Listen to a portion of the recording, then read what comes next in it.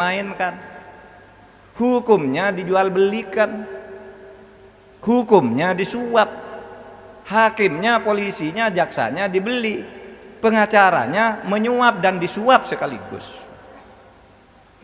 Itu hukum tapi tidak adil. Maka Allah menegaskan antahkumu bil adl, hendaknya kamu berhukum dengan adil, karena belum tentu hukum itu adil meskipun namanya hukum.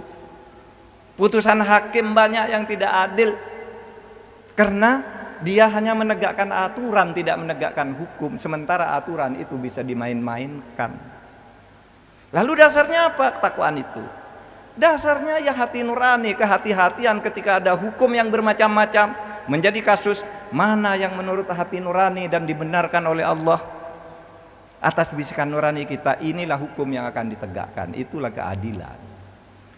Hadirin sekalian, oleh sebab itu di dalam Al-Quran itu disebutkan juga, wala yajrimannakum syana'anu qaumin alla ta'dilu, jangan sampai kebencianmu kepada satu kaum, kepada satu kelompok menyebabkan kamu tidak adil.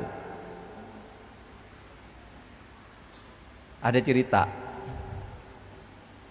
suatu hari Rasulullah didatangi oleh dua orang Yahudi yang punya perkara dengan kaumnya, berperkara.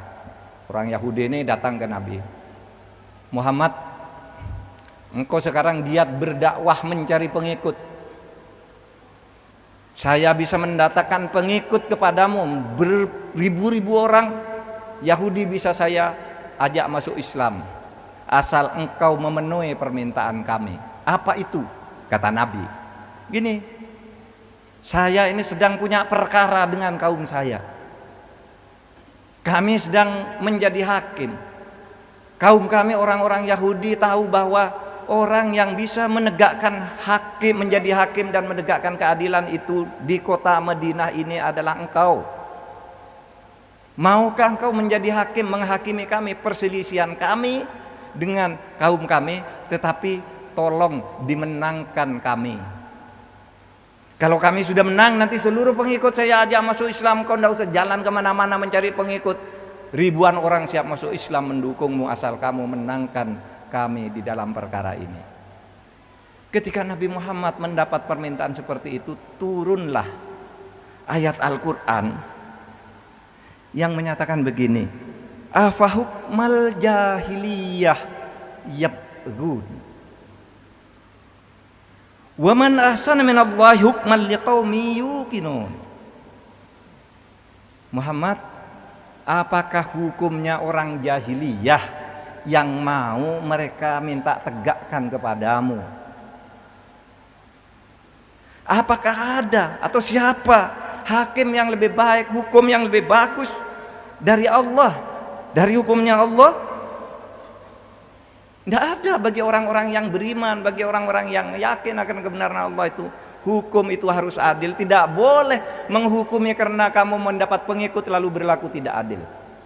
Karena berlaku tidak adil, karena disuap dengan uang, disuap dengan pengikut, itu artinya kamu sedang melaksanakan hukumnya orang jahiliyah.